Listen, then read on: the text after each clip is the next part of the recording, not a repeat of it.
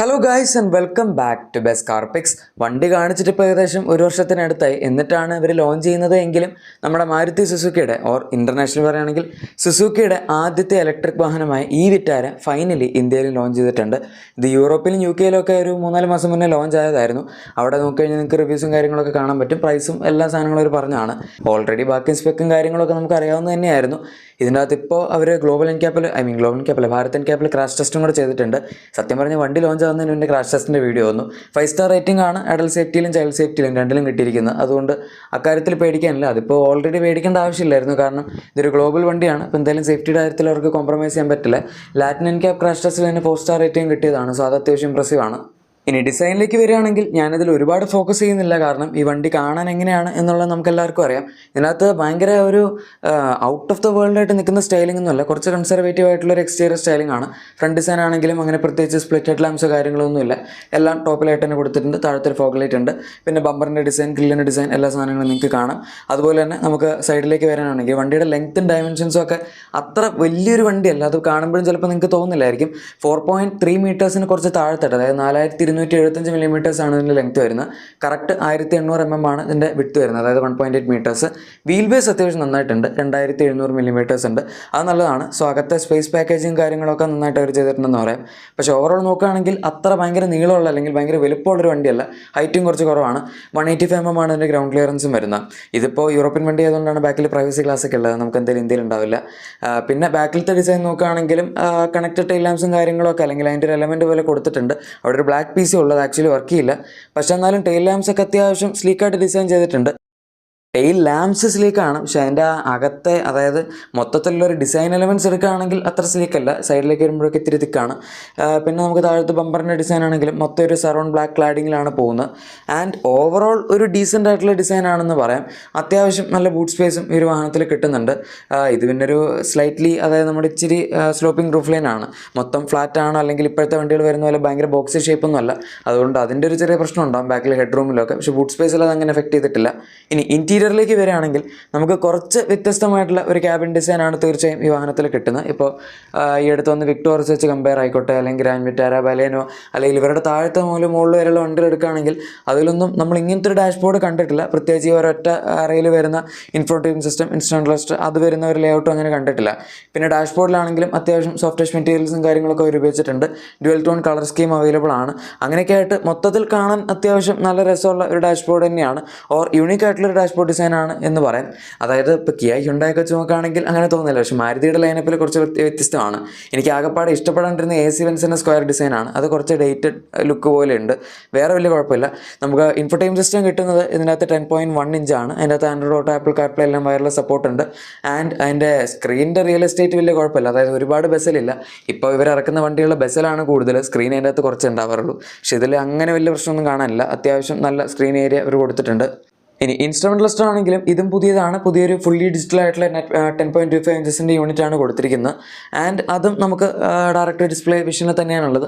ഇതിൽ അത്യാവശ്യം കുറച്ച് നമുക്ക് മറ്റേ ഇത് കാണാൻ പറ്റും, അതായത് ബസ്സിൽ കാണാൻ പറ്റും. പിന്നെ ഇതിൻ്റെ AC കൺട്രോൾസ് ഒക്കെ ആണെങ്കിലും അത്യാവശ്യം യൂണീക്കാണ്. നമുക്ക് up and down toggle buttons ഉണ്ട്. അതുപോലെ തന്നെ ചെറിയൊരു റോട്ടറി നോബ് പോലെ കൊടുത്തിട്ടുണ്ട്. അതിന് മുകളിൽ നോക്കുകയാണെങ്കിൽ ഹസാർഡ് ലാംപ്സിൻ്റെ ഇൻഡിക്കേഷൻ കാണാം. പിന്നെ അതല്ലാതെ 360° ക്യാമറ, അതുപോലെ wireless charger, ventilated front seats, അങ്ങനെ അത്യാവശ്യം ഫീച്ചേഴ്സ് ഒക്കെ കിട്ടുന്നുണ്ട്. സേഫ്റ്റിയുടെ ഭാഗമായിട്ട് എടുക്കുകയാണെങ്കിൽ level 2 advanced air resistance system, 7 air bags ഒക്കെ അവൈലബിൾ ആണ്. ഇനി സെൻറ്റർ കൺസോൾ നോക്കുകയാണെങ്കിൽ നമുക്ക് അതിനകത്ത് ഇലക്ട്രോണിക് പാർക്കിംഗ് ബ്രേക്ക് കിട്ടുന്നുണ്ട്. പിന്നെ ഡ്രൈവ് മോഡ് സെലക്ടർ കിട്ടുന്നുണ്ട്. അതിൻ്റെ കൺട്രോൾസ് ഒക്കെ മൊത്തം ഒരു ഗ്ലോസി ബ്ലാക്ക് ഫിനിഷിലാണ് കൊടുത്തിരിക്കുന്നത്. അത്യാവശ്യം പ്രീമിയം ആയിട്ടുള്ള ഒരു സെൻറ്റർ കൺസോൾ ലുക്കായിട്ടാണ് എനിക്ക് തോന്നിയത്. ആൻഡ് ഓവറോൾ ഫിനിഷിംഗ് ഒക്കെ ആണെങ്കിലും വലിയ കുഴപ്പമില്ല. ഇത്രയൊക്കെ മാറ്റിയെങ്കിലും നമ്മളെങ്ങനെ എല്ലാം കൂടെ മാറ്റുന്നതെന്ന് വിചാരിച്ച് ഒരു ഡോർ ഹാൻഡിൽ ഇപ്പോഴും നമ്മൾ ആദ്യം കണ്ട പഴയ സ്വിഫ്റ്റിലെ സെയിം സാധനം, ഒരു വ്യത്യാസമില്ല. അത് അതുപോലെ തന്നെ എടുത്ത് വെച്ചിട്ടുണ്ട്. ലോക്കിംഗ് മെക്കാനിസം അത് തന്നെ, ഒരു മാറ്റവും ഇല്ല. എന്നാൽ പിന്നെ ഇത്രയൊക്കെ മാറ്റിയ സ്ഥിതിക്ക് ഇതും കൂടെ മാറ്റിക്കൂടായിരുന്നു, എന്തിനാണോ? എനിവേ സീറ്റ് നോക്കുകയാണെങ്കിൽ ഇതിൽ അത്യാവശ്യം നല്ല കുഷനിങ്ങും പാഡിങ്ങും ഒക്കെ ഉള്ള നല്ല സീറ്റാണ്. ആൻഡ് നേരത്തെ പറഞ്ഞ പോലെ നമുക്ക് ഫ്രണ്ടിൽ മാത്രം വെന്റിലേഷൻ ഓപ്ഷൻ അവൈലബിൾ ആണ്. ആൻഡ് ഈവൻ സീറ്റ്സിൻ്റെ ഫിനിഷിങ്, അതുപോലെ അഡ്ജസ്റ്റ്മെൻ്റ് ഒക്കെ എടുക്കുകയാണെങ്കിലും 10 രീതിയിൽ നമുക്ക് ഫ്രണ്ടിലത്തെ സീറ്റ്, ഡ്രൈവറിൻ്റെ സൈഡിലുള്ളത് ഇലക്ട്രിക്കലി അഡ്ജസ്റ്റ് ചെയ്യാൻ പറ്റും. അത്യാവശ്യം നല്ലൊരു അഡ്ജസ്റ്റ്മെൻറ്റ് ലെവൽ അവർ കൊടുത്തിട്ടുണ്ട്. ഇനി ഈവൻ ബാക്കിലത്തെ സീറ്റ് ആണെങ്കിൽ പോലും സ്പേസിൻ്റെ കാര്യത്തിൽ വലിയ കുഴപ്പമില്ല. എല്ലാ ഇലക്ട്രിക് വണ്ടികളും വരുന്ന പോലെ ഇതിൻ്റെയും ഫ്ലോർ ഒരു ഇത്തിരി റേസ്ഡ് ആണ്. പക്ഷേ അതിൽ നമുക്ക് കുറ്റം പറയാൻ പറ്റില്ല, താഴത്തെ ബാറ്ററി വയ്ക്കുന്നതിൻ്റെ പ്രശ്നമാണ്. അല്ലാതെ സ്പേസിൻ്റെ കാര്യത്തിൽ എടുക്കുകയാണെങ്കിൽ വേറെ കാര്യമായിട്ടുള്ള പ്രശ്നങ്ങളൊന്നുമില്ല, നമുക്ക് സ്ലൈഡ് ചെയ്യാൻ പറ്റും. അതുപോലെ 40:20:40 സ്പ്ലിറ്റ് റേഷ്യോയിൽ ഇത് മടക്കാനും പറ്റും. അതുകൊണ്ട് അതിൻ്റെ ഒരു ഫ്ലെക്സിബിലിറ്റിയും വരുന്നുണ്ട്. ആൻഡ് സീറ്റ്സ് ആണെങ്കിൽ നമുക്കൊരു മൾട്ടി കളർ കോമ്പിനേഷനിലാണ് കിട്ടുന്നത്. 3 അഡ്ജസ്റ്റബിൾ ഹെഡ് റെസ്റ്റുകൾ ബാക്കിൽ കൊടുത്തിട്ടുണ്ട്, 3 3-point സീറ്റ് ബെൽറ്റ്സ് ഉണ്ട്, and Isofix LC tanker points ഉണ്ട്. അങ്ങനെ ബാക്കിലത്തെ എക്സ്പീരിയൻസ് അത്യാവശ്യം ഡീസൻ്റ് ആണ്.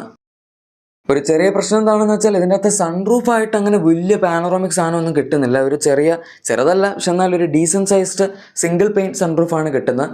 അത് ചിലപ്പം കുറച്ച് പേരെ തളർത്തിയേക്കാം, പ്രത്യേകിച്ച് ഈ പ്രൈസ് പോയിന്റ് അല്ലെങ്കിൽ ഈ ഒരു ഇലക്ട്രിക് വാഹനങ്ങളുടെ കാറ്റഗറിയിൽ എപ്പോഴും കൂടുതൽ ഫീച്ചേഴ്സ് ഗ്ലാസ് റൂഫ് അങ്ങനെയൊക്കെയാണല്ലോ കൊടുക്കാറുള്ളത്. പക്ഷേ ഈ വണ്ടിയിൽ അതില്ല എന്നുള്ളത് കുറച്ച് ഒരു മിസ്സാണ്. ഇനി പവർ ഓപ്ഷൻസിൻ്റെ കാര്യത്തിലേക്കൊക്കെ വരികയാണെങ്കിൽ നമുക്ക് ഇതിനകത്ത് 2 ബാറ്ററി കൺഫിഗറേഷനാണ് കിട്ടുന്നത്. നിങ്ങൾക്ക് ഓൾറെഡി അറിയായിരിക്കും. 49 kWh ബാറ്ററി പാക്ക് ഉണ്ട്, 61 kWh ബാറ്ററി പാക്ക് ഉണ്ട്. 49 kWh മോഡൽ എന്ന് പറഞ്ഞു കഴിഞ്ഞാൽ നമുക്ക് അതിനകത്ത് 142 bhp 189 Nm ടോർക്കുമാണ് വരുന്നത്. ഇനി ഇതിൻ്റെ തന്നെ 61 kWh മോഡൽ എടുക്കുകയാണെങ്കിൽ അതിൽ നമുക്ക് 172 bhp അതുപോലെ സെയിം 189 Nm ടോർക്കും തന്നെയാണ് കിട്ടുന്നത്. ഇതിൻ്റെ ഒരു ഓൾ വീൽ ഡ്രൈവ് മോഡൽ, മറ്റെല്ലാം ഫ്രണ്ട് വീൽ ഡ്രൈവ് ആണ്. ഈ വണ്ടി ഇവരുടെ ആദ്യത്തെ വണ്ടിയാണെങ്കിലും ഡെഡിക്കേറ്റഡ് ആയിട്ടുള്ള സ്കേറ്റ് ബോർഡ് EV ആർക്കിടെക്ചറിലാണ് വരുന്നത്. ടൊയോട്ടയുടെ 27PL എന്ന് പറഞ്ഞ ഒരു സ്കേറ്റ് ബോർഡ് ആർക്കിടെക്ചർ എടുത്ത് മോഡിഫൈ ചെയ്ത് അവരുടേതായിട്ടുള്ള രീതിയിൽ ഇറക്കിയിരിക്കുന്ന ഒരു പ്ലാറ്റ്ഫോമാണ്. അതുകൊണ്ട് തന്നെ വേറൊരു വണ്ടിയുടെ അഡാപ്റ്റേഷനാണിത്, അല്ലെങ്കിൽ പെട്രോൾ ഓർ ഡീസൽ വണ്ടി ബേസ്ഡ് ആണ് എന്നൊന്നും പറയാൻ പറ്റില്ല. പക്ഷേ സ്റ്റിൽ ഈ വണ്ടി ഫ്രണ്ട് വീൽ ഡ്രൈവ് ആണ്. അത് കോസ്റ്റ് കുറയ്ക്കാനുള്ള റീസണാണോ എന്താണോന്ന് അറിയില്ല. കോസ്റ്റ് കുറയ്ക്കാനുള്ള വലിയ കാര്യമൊന്നുമില്ല, കാരണം ഡെഡിക്കേറ്റഡ് EV പ്ലാറ്റ്ഫോം എന്ന് പറഞ്ഞാൽ റിയർ വീൽ ഡ്രൈവ് കൊടുത്താലും ഫ്രണ്ട് വീൽ ഡ്രൈവ് കൊടുത്താലും എല്ലാം ഏകദേശം കണക്കാണ്. വേണമെങ്കിൽ അവർക്ക് റിയർ വീൽ ഡ്രൈവ് ആക്കാമായിരുന്നു, പക്ഷേ ആക്കില്ല.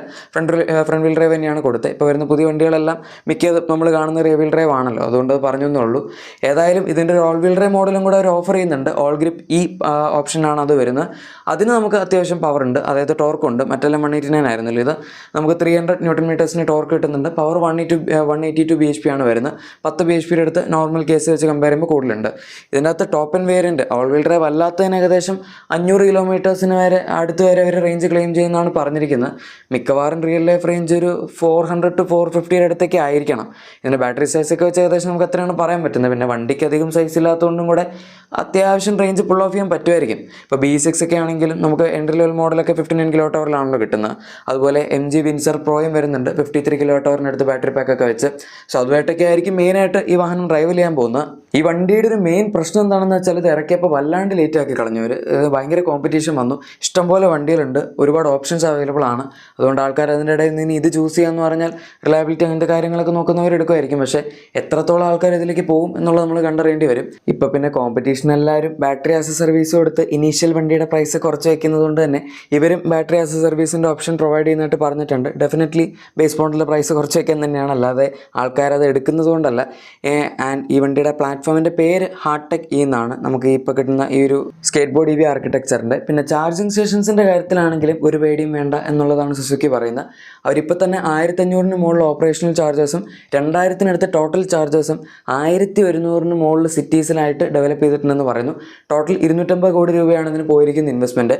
ആൻഡ് 2030 ആകുമ്പോഴേക്കും 1 ലക്ഷം ചാർജേഴ്സ് സുസുക്കി ഇൻസ്റ്റാൾ ചെയ്യും എന്നാണ് പറഞ്ഞിരിക്കുന്നത്. അതുകൊണ്ട് ഈ വിറ്റാര എടുക്കുന്നവർക്ക് എവിടെയും എങ്ങനെയും ചാർജിനൊരു ബുദ്ധിമുട്ടും ഉണ്ടാവില്ല എന്നുള്ളതാണ് സുസുക്കി പറയുന്നത്. ഈ വിറ്റാര മാത്രമല്ല, ഇനിയിപ്പോൾ ഇവർ വരാൻ പോകുന്ന ഇലക്ട്രിക് വണ്ടികളാണെങ്കിലും എങ്ങനെയാണെങ്കിലും സുസുക്കി വാഹനങ്ങൾക്ക് ചാർജ് ചെയ്യാൻ ഉറപ്പായിട്ടും അവിടെ പ്രൊവിഷൻ ഉണ്ടാകും. മിക്കവാറും അവരുടെ ഡീലർഷിപ്പിൻ്റെ അകത്ത് തന്നെയാണ്.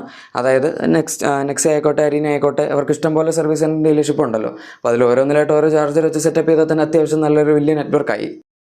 ഈ വണ്ടിയുടെ ഒഫീഷ്യൽ സെയിൽ തുടങ്ങാൻ പോകുന്നത് ഈ വരുന്ന 2026 ജാനുവരിയിലാണ്. അന്ന് തന്നെയാണ്, അതായത് ആ മാസം തന്നെയാണ് ഇവരുടെ ഹോം കൺട്രി ആയ ജപ്പാനിലും സുസുക്കി ഈ വാഹനം ലോഞ്ച് ചെയ്യാൻ പോകുന്നത്. ഓൾറെഡി ഇവിടെ പ്രൊഡ്യൂസ് ചെയ്ത് പുറത്തേക്കൊക്കെ അവർ ഏകദേശം 3000 വണ്ടികളോളം എക്സ്പോർട്ട് ചെയ്തിട്ടുണ്ട്.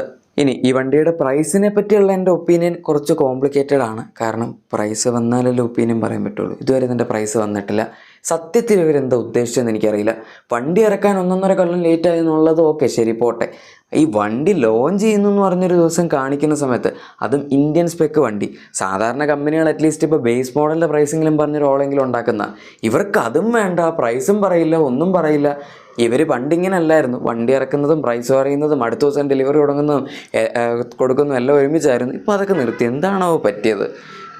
എന്തായാലും പ്രൈസ് നമുക്ക് ഇപ്പോഴും അറിയില്ല. ബാറ്ററി ആസ് എ സർവീസ് ഉള്ളതുകൊണ്ട് എനിക്ക് തോന്നുന്നു മിക്കവാറും ഒരു 14 ലക്ഷം രൂപ ഒരു സ്റ്റാർട്ടിംഗ് പ്രൈസ് ഇട്ട് കാണിക്കുമായിരിക്കും. വണ്ടിയുടെ ഒറിജിനൽ പ്രൈസ് ഏകദേശം ഒരു 17 ലക്ഷം രൂപയിൽ തുടങ്ങാനാണ് സാധ്യതയുള്ളത്. 3 വേരിയൻസ് ആണ് വരുന്നത്. ഡെൽറ്റ ഉണ്ട്, CT ഉണ്ട്, ആൽഫ ഉണ്ട്. നേരത്തെ ഞാൻ പറഞ്ഞ ബാറ്ററി കൺഫിഗറേഷൻ നിങ്ങൾക്ക് ഓർമ്മയുണ്ടെങ്കിൽ ഡെൽറ്റ മോഡൽ 49 കിലോ വാട്ട് അവറിലും അതുപോലെ ആൽഫയും CTയും നമുക്ക് 61 കിലോ വാട്ട് അവറിലുമാണ് വരുന്നത്. എന്തൊക്കെ പറഞ്ഞാലും ഒരു ഇത്തരം സമയം എടുത്തിട്ട് പ്രൈസ് പറയാതിരുന്ന് വളരെ മോശമായിപ്പോയി. എന്താണ് നിങ്ങൾക്ക് ഇതിലുള്ള അഭിപ്രായം? അതുപോലെ നിങ്ങൾ ഇതിന് എക്സ്പെക്ട് ചെയ്യുന്ന പ്രൈസ് എത്രയാണെന്നുള്ളത് താഴെ കമൻസിൽ പറയാം. പിന്നെ നിങ്ങളുടെ എക്സിസ്റ്റിംഗ് വാഹനത്തിന് എന്തെങ്കിലും ആക്സറീസോ ക്ലീനിങ് പ്രൊഡക്ട്സ് ഒക്കെ വേണമെങ്കിൽ നമ്മുടെ ഡിസ്ക്രിപ്ഷൻ അല്ലെങ്കിൽ പ്രൊഡക്ട്സ് ടാഗ് കൂടെ തീർച്ചയായും ചെക്കൗട്ട് ചെയ്തേക്കാം. വീഡിയോ ഇഷ്ടപ്പെട്ടെങ്കിൽ മറക്കാതെ തന്നെ ലൈക്കും സബ്സ്ക്രൈബും ഷെയറും കൂടെ ചെയ്ത് നമ്മളെ സപ്പോർട്ടും ചെയ്യുക. നമുക്ക് മറ്റൊരു വീഡിയോയിൽ കാണാം. അതുവരെ thank you for watching my video and good bye.